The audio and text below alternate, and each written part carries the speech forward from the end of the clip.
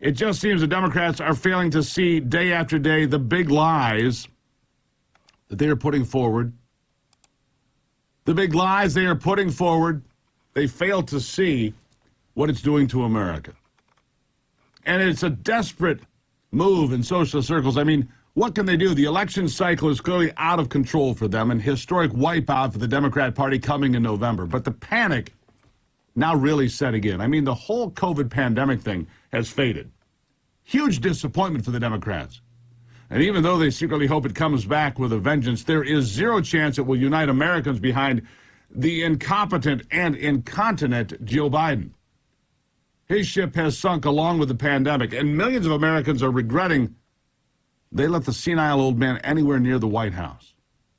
They're just praying to hang on long enough to not be broke by the time the next presidential election gets here. I say that when gasoline has once again hit an all-time record high across the nation. 458.9 is the new average this morning. 458.9, the new average this morning for gasoline across this country. How shocking is that? Well, it was 446 4 days ago. It's up 11 cents in 4 days and skyrocketing. And with panic, desperation now setting in for the Democrats, they thought for sure that the leaked abortion decision from the Supreme Court would save them. But nobody seems to care that much. Certainly not the numbers they need. Not enough to keep that sinking ship of socialism afloat. So now they're flailing and hoping that the shooting in Buffalo can be used to trumpet a false narrative, another big lie, of white supremacy into a win come November. But nobody is buying that either. The problem for the left is pretty simple. They're like little boy blue.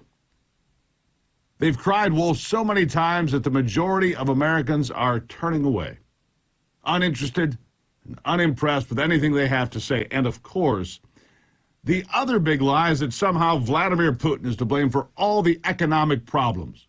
Skyrocketing inflation, the shelves of baby formula sitting empty across the nation, gas prices for every single state above $4, several states above $5, including critical states like Nevada, and states like Arizona and Pennsylvania will crest $5 very soon.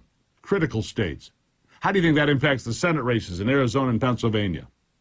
The whole damn socialist house of cards is now burning down, and they're almost out of options except for the idea of finding a bigger distraction, a bigger lie than anything else. And that, of course, there's one thing they can pull. Getting our great nation into a war that none of us want. Well, except the warmongers on Capitol Hill, they want it. I want you to hear this. This is laid out quite well from Congressman Chip Roy.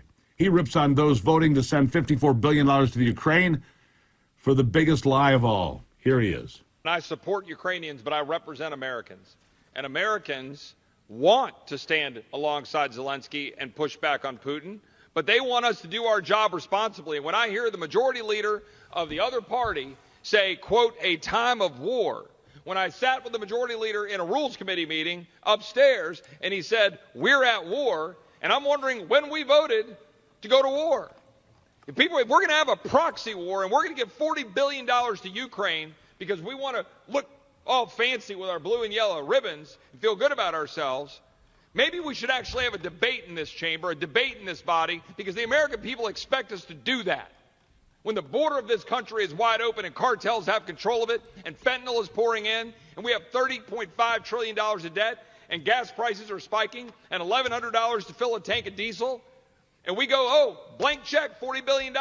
And by the way, I'm looking at my colleagues on this side of the aisle on that same point.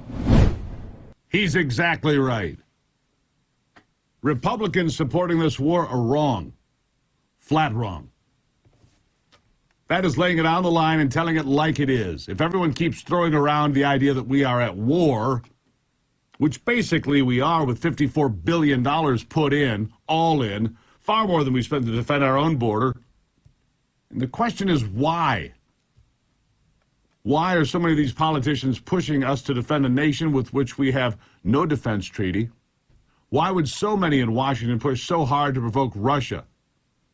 Do they really want to know what kind of arsenal Putin has when it comes to nuclear weapons? Because I certainly don't. But those are not the only big lies that are being floated around when it comes to record-setting prices on gas and diesel and a host of other things. The left has plenty to lie about. But they do it all in the name of disinformation. Disinformation, they certainly do. An energy secretary, Jennifer Granholm, who is clearly in way over her head, continues one of the Democrats' biggest lies of all, and that is that Vladimir Putin is to blame for the price of gasoline today in America. It's absolutely absurd, but here she is. Yeah, one of the things to come up with is to electrify the transportation system so that we are not subject to the whims of petro-dictators like Vladimir Putin. Let's just be clear about the reasons for these prices being elevated. It is because Russia was a great exporter of oil on a global market. And when countries like the United States and others rightfully said that we are not going to be funding Vladimir Putin's war and we're not going to accept any of those barrels, that pulled about 1.5 billion barrels per day off of the global market. When that happened, the president said, we are going to release 1 million barrels per day to try to stabilize the prices while we exhort our domestic oil and gas industry to increase supply. I see. So, she's claiming that the price of gas didn't begin to rise until Vladimir Putin invaded Ukraine. Well, that's simply not true.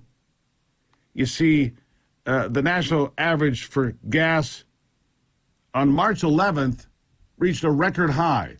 March 11th of $4.33. That was before we started setting all new records recently. $4.33. In fact, gas prices were going down slightly for a wee bit there. And now they're rocketing back up. When Joe Biden took office, gas was $2.25 here.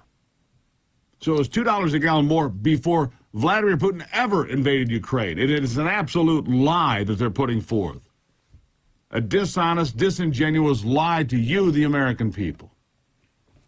We'll not put up with it here. We'll call them out for it. They're lying right to you. We're going to get to all of that and more as we continue this conversation and dig deeper into everything they're lying to you about, which is basically everything. They're going to get killed in the midterm elections, and they know it. A historic series of losses, tossing them out. Our only hope, though, is that we don't put in weak-willed, weakling Republicans.